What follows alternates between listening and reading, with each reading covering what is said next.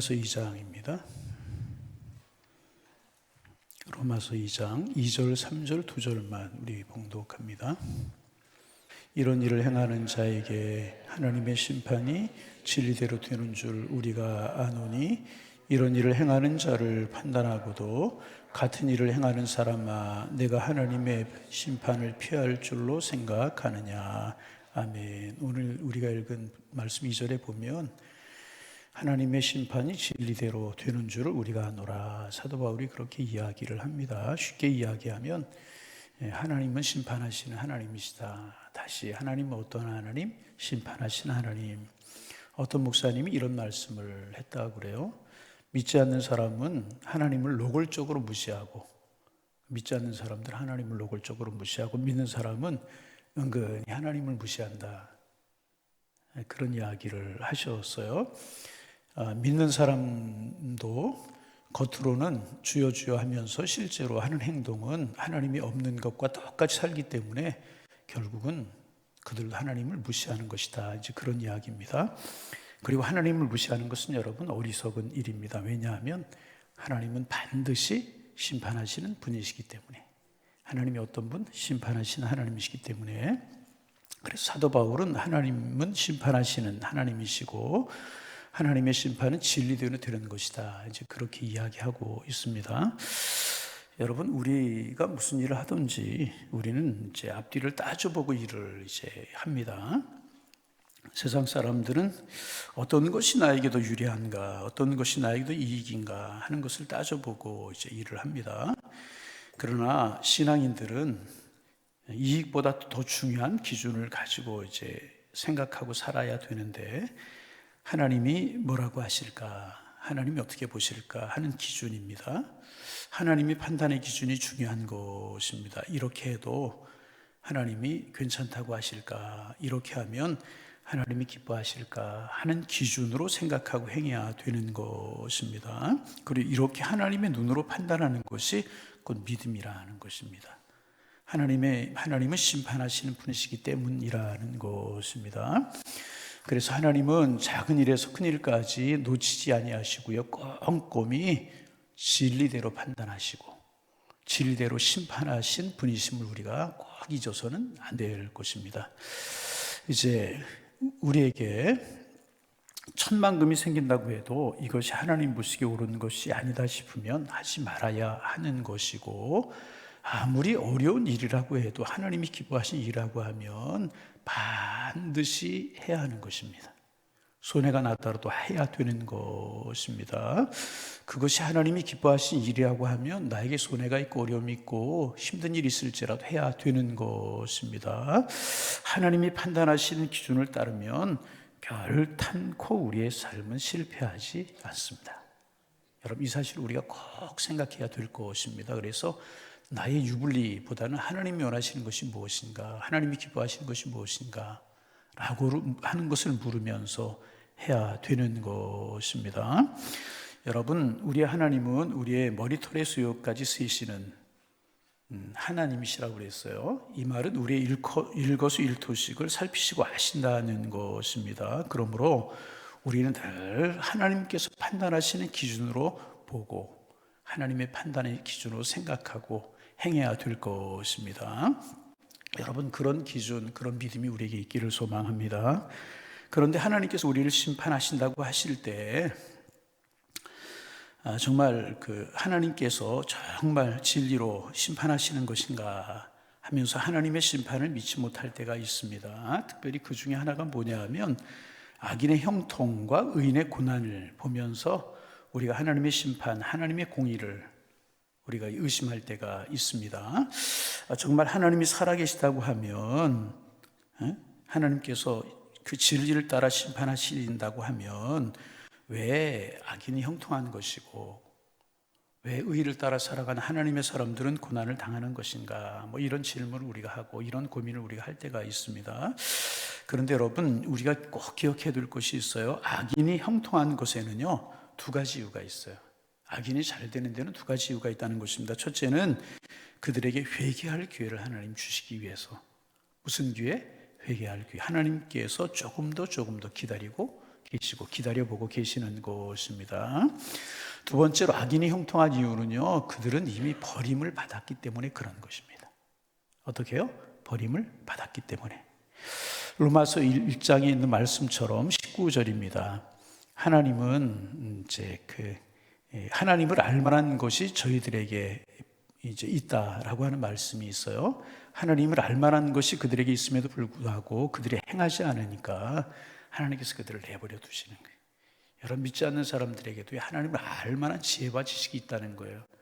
그런데도 믿지 않고 행하지 않으니까 하나님이 내버려 두신다는 것입니다. 그리고 하나님이 내버려 두시다가 더욱 자기 마음대로 죄를 짓고 사는 그러니까 죄를 짓고 사는 것이고, 우리의 눈에는요 그것이 형통한 것처럼 보이는 것이라. 여러분, 그래서 이제 우리가 가만히 이제 이런 이야기를 할 수 있어요. 이제 치사율이 높은 병이 있어요. 치사율이 걸리면 이제 많은 경우 이제 죽게 되는 그런 병들이 있죠. 예를 들면 암과 같은 병이 그런 병이라고 이야기할 수 있는데, 그런데 이제 중요한 게 뭐냐면 치사율이 높은 병일수록 공통점을 가지고 있는데 자각 증상이 없다는 거예요. 암에 걸렸을 때 즉시 몸에 큰 이상이 느껴지면 병원에 가서 초기에 암 진단을 받으면 고칠 수 있고 살 수 있는 것 아니겠습니까? 그러나 실제로 암은 발병하고 한참 지낸 뒤에야, 문제가 커질 만큼 커진 뒤에야 발견하는 경우가 이제 참 많지 않습니까? 이제 그래서 병원에, 몸이 좀 아파서 병원에 가보면 이미 때가 늦었다고 할 때가 참 많은 경우, 그래서 우리가 안타까워할 때가 있지 않습니까? 마찬가지라고 하는 것입니다. 악인이 형통하다는 것은요, 암에 걸렸는데도 아픈 것을 느끼지 못하는 것과 같은 것이라는. 그래서 여러분, 암에 걸리면 즉시 아파야 되는 거예요. 그래야만 고칠 수가 있는 것입니다. 여러분, 죄의 문제도 마찬가지. 죄의 문제도 마찬가지인 것입니다. 작은 죄라도 하나님께서 즉시 혼을 내셔야 정신을 바짝 차리고 의롭게 살게 되는 것입니다. 그러니까 여러분, 악인의 형통이라고 하는 것이 무엇입니까? 죄의 삭은 사망인데 그것도 모르고 계속 죄를 짓는 것입니다. 그러므로 우리는 죄를 지을 때 그 죄를 재빨리 깨닫고 회개할 수 있도록 하나님께 매를 맞는 것이 좋아요. 좀 이상하게 들릴지 모르지만 그렇잖아요. 작은 거일수록 매를 맞고 돌이키는 것이 좋은 것입니다. 그런데 하나님, 저는 매 맞기 싫어요, 죄를 짓거나 말거나 내버려 두세요, 이렇게 기도한다면 이것은 영원히 망하기로 작정한 것이나 마찬가지라는 거예요. 그러므로 여러분, 악인이 절되고 악인이 형통하는 것을 절대로 부러워해서는 안 되는 거예요. 여러분, 하나님의 은혜를 따라 살아가는 것 감사할 수 있기를 바랍니다. 그럼 악인의 고난은 그런 것이라고 하면, 회개할 때를 기다리는 것이고 이제 버림받았기 때문에 그런 것이라고 하면, 그러면 의인의 고난은 무엇인가? 의인이 왜 고난당하는 것인가? 진리로 심판하시는 분이라고 하면 왜 의인이 고난을 당해야 되는 것인가? 이건 무엇인가? 그런 질문을 우리가 이제 할 때가 있습니다. 여러 가지 이유가 있지만 의인이 당하는 고난은 그 의를 조금 더 값지게 하기 위함이라고 하는 사실을 알아야 되는 것입니다. 나중에 하나님의 심판이 임할 때 그 의 때문에 고난당한 것이 얼마나 여러분 신이 나고 얼마나 상급이 되는지를 우리는 알아야 될 것입니다. 지금은 이제 돌아가셨어요. 우리 안산에 이제 고은 목사님이라고 하는 분이 이제 안산제일교회 담임을 하셨고 시도 쓰시고 그랬는데, 그분이 이제 목회 일기라고 하는 시를 쓰신 그런 시가 있어요. 근데 그 시의 내용이 뭐냐면 전도사 시절에 겪은 일을 담고 있는 그런 시였었습니다. 이런 이야기입니다. 전도사 시절에 시골 교회를 담당하고 있는데, 지금은 그런 제도가 없어졌지만 저희 교단에서 저희가 목사 안수 바로 받기 전에 목사 안수를 받으려고 하면 개척교회를 하든지 아니면 시골교회를 가서 2년 이상 담당을 해야만 안수를 받게 할 수 있는 그런 제도가 이제 있었습니다. 그리고 저희 선배 목사님들은 대부분 시골교회에 가서 목회했던 그런 경험들이 이제 전부 다 있었어요. 그분이 어느 시골교회를 담당해서 목회를 이제 하고 있었을 그럴 때인데, 추운 겨울날 눈은 이제 내리는데 땔감이 없고 이제 쌀은 다 떨어져서 첫 아이를 임신한 부인과 함께 그날 저녁 한 끼를 금식하기로 작정하고 금식하기로 작정하고 자리에 이제 누웠습니다. 여러분 그 한번 생각해 보세요. 부인이 임신을 하고 배가 불러오고 눈은 내리고 땔감이 없어 방은 냉골이고 먹을 것이 없어 쌀이 없어서 한 끼를 금식해야 되겠다. 그리고 자리에 누워있는 그런 심정을 한번 생각해 보세요. 그런데 그날 저녁 집사님 한 분이 마치 계시를 받은 사람처럼 나무 한 짐과 쌀 한 마를 놓고 가셨다는 거예요. 이럴 땐 좀 아멘 좀 해야 되는데 그런 경험이 없어서 얼마나 그게 절박하고 감사한 건지 모르시죠? 나무 한 짐과 쌀 한 마를 놓고 가셨대요. 그래도 아멘을 안 하시니 그런 경험이 전혀 없으니까 뭐 그게 얼마나 기쁨인지 잘 모를 수 있죠.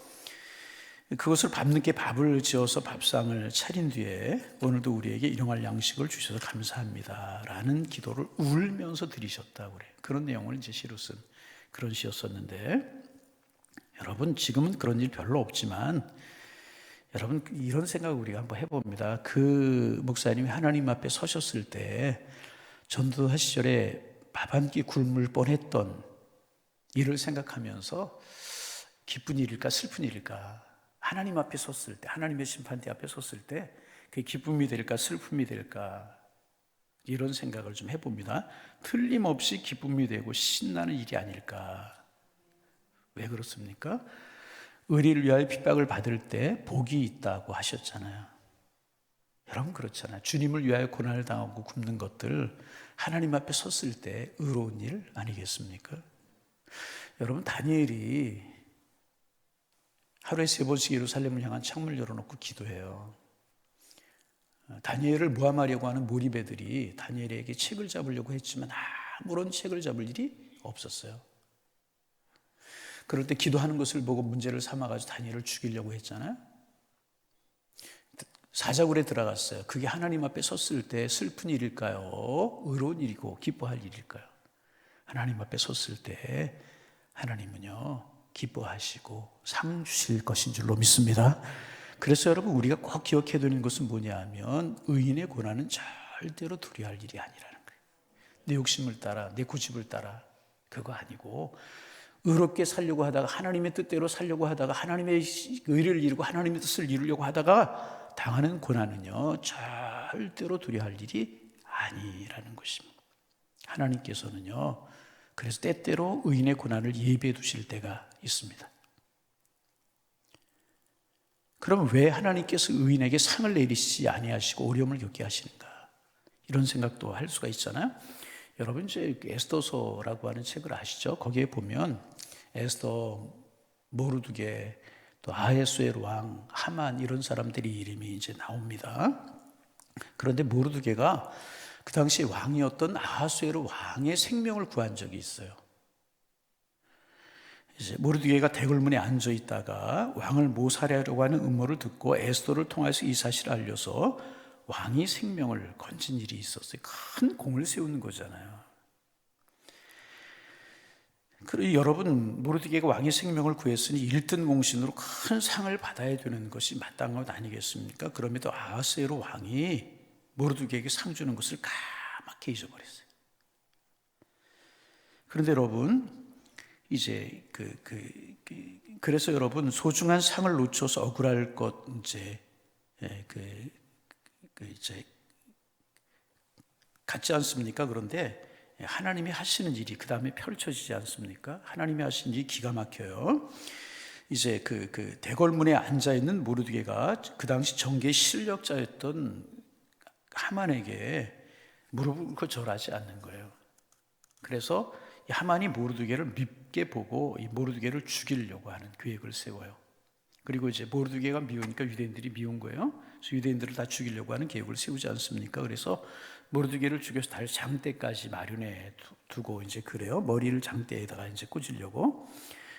이제 왕의 허락만 받으면 이제 끝나는 그런 일이었었습니다. 날이 밝으면 왕 앞에 모르드게의 죄상을 이제 낱낱이 고하여서 그로 인하여서 모르드게를 죽여서 이제 장대 끝에 달려고 하는 그런 계획을 세운 것입니다. 그런데 참 놀라운 사실이 그날 저녁 아하수에로 왕이 밤에 잠이 오지 않는 거예요.